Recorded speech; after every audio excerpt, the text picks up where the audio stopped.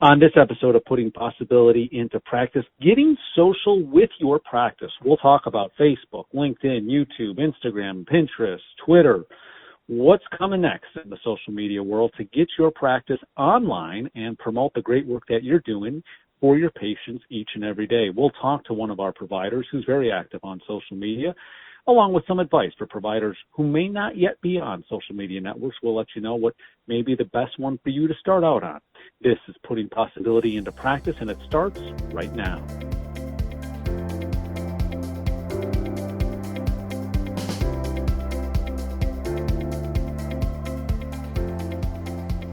I'm Joe Augustinelli, Social Media Manager at Greenway Health, and welcome to this episode of Putting Possibility into Practice. If you're a returning listener, we thank you once again for tuning in, and if you're a new listener, we are glad you found us on your podcast platform of choice, and we'll go into a little more detail at the end of this podcast as to the platforms that you can find our podcast on and get notifications on a weekly basis when new episodes are uploaded.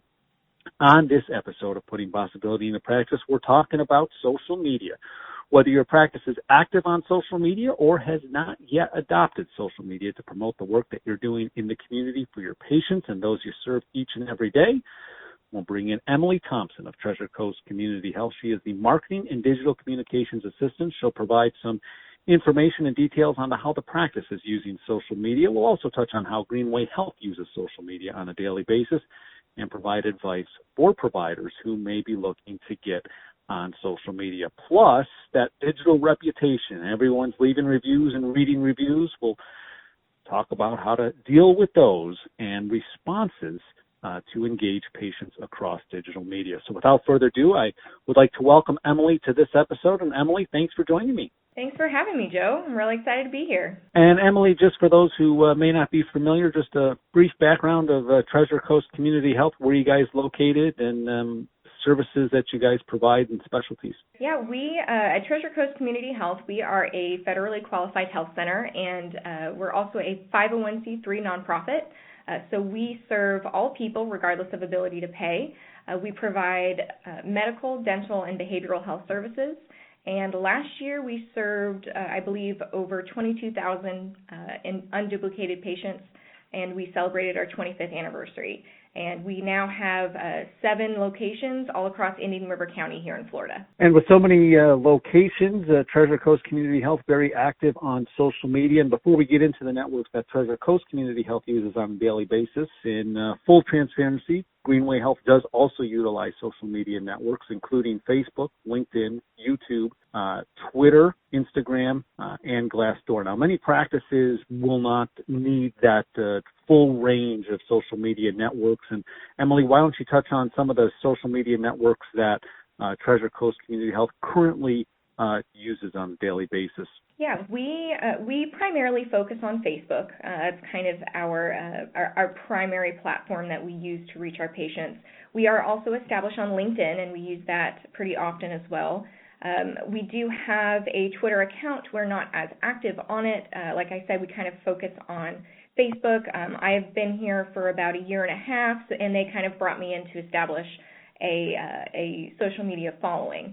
So when I came in, I really wanted to focus on Facebook, and I would recommend anybody starting out kind of do the same, just to build that following and kind of establish yourself on social media. We are actually branching out, and we are launching an Instagram account for our upcoming Just For Me program, which is a teen program. Since Instagram tends to be more of a younger demographic, we are kind of focusing that on them. So we're really excited to roll that out here in the next month or so. And that brings up a great point as you talk about the demographics on the different networks. And we recently joined together for a webinar on this very same topic, and we talked about some of the demographics for each network. And on the Instagram front, and you know, perhaps like a pediatric practice, for example, or a practice that does have a lot of the younger population when it comes to healthcare, branching out into Instagram may be a good idea for some of the providers, correct? Definitely. I think moving forward, technology is always changing. Social media is part of that. It's always changing, and I think it's very important to stay up to date and kind of know where your audience is, what platform they're using, and how they're using it. So right now, Instagram is for the younger, demographic, but who knows, that might change. It's something that it's very fluid and it's dynamic, and you kind of want to keep up with it. So yeah, that's definitely something to keep in mind when you're thinking of branching out and where you really want to establish your following. Emily, we'll talk about practices who may not yet be on social media in just a little bit, but as you talked about expanding to different networks, do you ahead of time go ahead and claim Twitter handles, Instagram handles, a LinkedIn company name ahead of time so you're closely aligned with all of your pages sharing the same name for the practice? Yeah, I would definitely say that is a good thing to do. As I mentioned, we have a Twitter account that we're not extremely active on, but we do have that account, and we have that handle just reserved so nobody else will take it. And you really want to have consistency across the board with all of your platforms. So I would definitely say to go ahead and claim those pages. Maybe you think you'll never use Instagram. Who knows? But you kind of want to have that. You want to have that in your back pocket in case you ever want to use it. It's important to kind of have that consistency across all your platforms. So I would definitely say yes, you should go ahead and just claim them just so you have them. You never know in the future if you might need it. And advice for practices who maybe, other than what we had just spoke about, advice for practices maybe not yet on social media, where should they start if they wanted to start a social media network? We did kind of talk about demographics, and I always say that that's key. You really want to know who you're targeting and what they're doing, what they're using. So you really want to establish your demographic and your goals. What do you want to get from going on social media? I usually say my rule of thumb is to start with Facebook. It's very simple to use if you are not really familiar with anything. It's very straightforward, easy to use, and it's pretty universal. Almost everybody is on Facebook. I would always say that is probably the best place to start. And I would say start slow. Pick one. Like we kind of mentioned, you want to reserve those handles elsewhere, but pick one, put your energy into it, establish a following, and then kind of branch out from there. You don't want to get overwhelmed and put your manpower into so many different platforms without really getting anything done. So I would definitely say choose one. My recommendation would be Facebook, and then kind of branch out from there. And how does Treasure Coast Community Health utilize the networks it does to promote the practice and its providers and also engage with patients? Yeah, we use as I mentioned, we're primarily on Facebook. We use Facebook to do a lot of things. We use a lot for patient education. We really want to keep our patients up to date with what's going on with both our organization and also just healthcare news in general.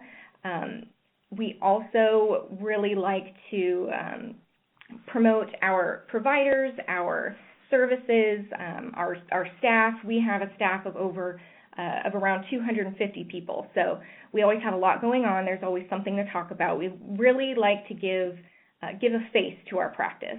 I think people really enjoy kind of seeing what's behind the scenes. We really love to get our staff involved. And these are people that you see on a regular basis. You walk into your doctor's office, you see the receptionist, you see your MA, you see your nurse, you see your doctor. So these are people that we want to feature and give a face and a name to, and you always want to see those smiling faces. And we also really rely on the advertising feature of Facebook, which I'm a very big fan of. It's very cheap as advertising goes, and it's very easy to use, and it's very easy to target. You can target by geographic area or age or likes and dislikes, stuff like that. So I think Facebook is a great way to both reach patients, educate them, promote your services, promote your providers, and really just spread awareness about your practice and what you're doing. And obviously one of the things with digital media and kind of the demographic now of the healthcare consumer, as a patient, is reviews. I mean, it's no secret people are checking up on what folks are saying about providers, either maybe before coming into the practice for the very first time, or even longtime patients maybe leaving a review after a recent visit. what does Treasure Coast Community Health do to engage patients to leave reviews, whether it is on one of the social media networks or maybe one of the review sites like a Yelp or a Google or another site like that? Yeah, I'm glad you mentioned that, because I think reviews are really playing a huge part, especially in healthcare, and it's really starting to increase its presence, especially with the younger generations coming up.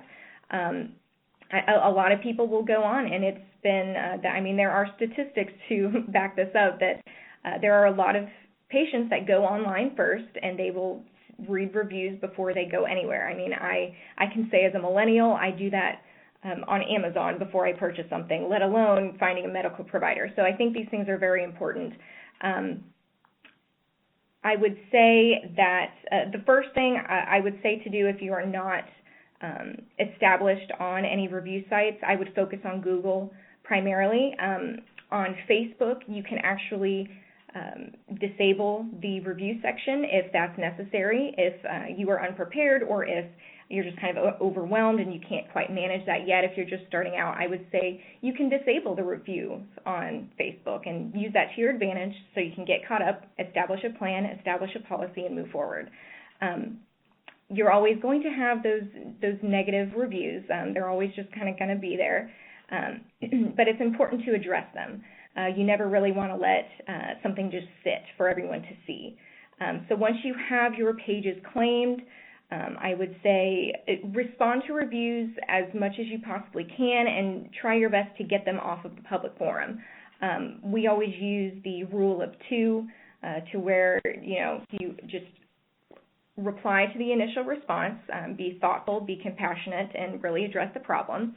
And then offer, come contact me either at this email or this phone number and get that conversation off of a public forum. Some people you're just not going to appease, and it's just how it's going to go. But really your goal is going to want to get this conversation out of the public and into a direct discussion with you and whoever has the issue. But as I mentioned, I would say first thing, claim your pages, because there may be pages already in existence without you knowing them and without you being able to monitor them. So that's very important. So it seems like the world of reviews is much more complicated than it actually is. Really, I would say engage as much as possible, monitor those pages, and you really want to know what's going on.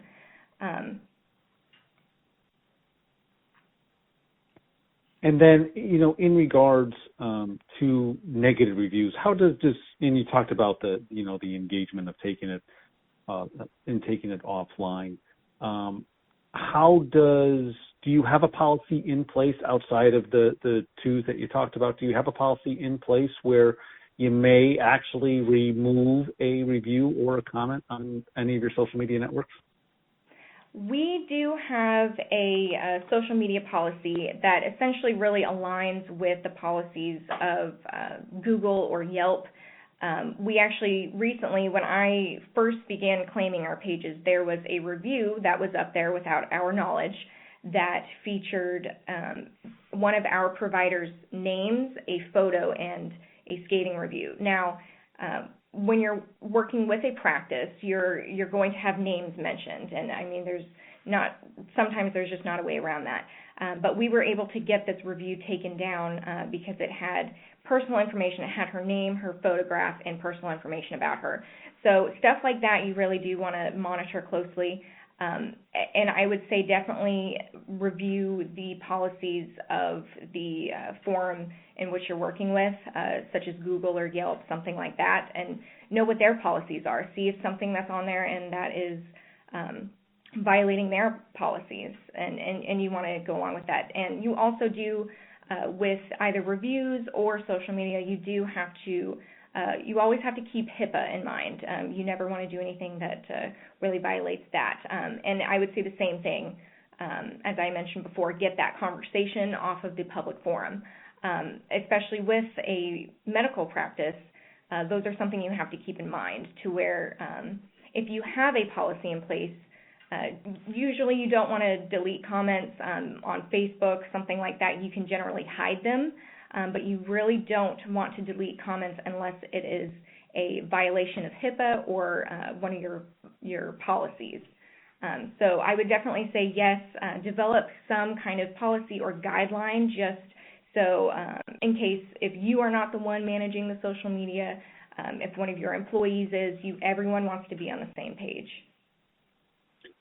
And to wrap up this episode, photos and videos so engaging these days, but a lot of folks may think, I don't have time to, hire a photographer or, set it up to have a nice professional photograph to show or a videographer. I don't have a high enough quality, video camera to be posting stuff like that. But with this, day and age of brand new cell phones coming out on a daily basis, how easy is it for, somebody to get a quick photo or a quick video to post from your guys' experience? It's incredibly easy, especially now that we all have iPhones and smartphones and stuff like that. And it's even easier when your staff takes a picture and then sends it to you. That's my favorite thing. I love to receive photographs, videos from the day-to-day operations of the office because generally I am not in every single office. I don't know what's going on at all times, so that's always very nice. But we essentially have professional cameras in our back pockets now. So I would really say anybody can do it. You really, as I mentioned before, you really want to give a face to your practice. So usually faces, photographs and videos of faces are much more engaging. I mean, in healthcare, we're in the business of people.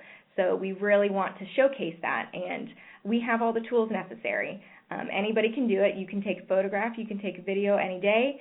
And with all of the resources online, such as a webinar like this, there are so many webinars, podcasts, so much advice out there, so much going on that this is such a blossoming field to where there are so many resources out there. You have a lot of tools at your disposal, and I would say definitely use them. And you just hit on it. I was going to remind folks that if they wanted more information and even some visuals, not only can you like Treasure Coast Community Health on Facebook, but also Emily and I recently hosted a webinar, and you can find it on the Greenway Health website at www.greenwayhealth.com under our Knowledge Center, where all of our past webinars are housed for more information on incorporating or using social media at your practice on a daily basis. I want to thank Emily Thompson. A lot of great information today on getting your practice up to speed on everything social media. Thank you again, Emily, for joining us. Thank you for having me, Joe. And I thank you for tuning into this episode of Putting Possibility into Practice. A reminder that you can subscribe to our podcast on your platform of choice, and we are on a number of them. You can find us on iTunes, Google Play Podcast, Stitcher, FM.Player, iHeartRadio, TuneIn Radio, SoundCloud, Libsyn, Spotify, and look for more podcast platforms coming soon. I'm Joe Augustinelli, the Social Media Manager at Greenway Health, and for more information on social media in your practice, I invite you to visit our Knowledge Center on our website, as I mentioned, at www.greenwayhealth.com. Recent webinars, also some past blogs featuring different ways you can incorporate social media into your practice. Thanks for listening to this episode, and we hope you once again tune in to Putting Possibility into Practice each week on your podcast platform of choice.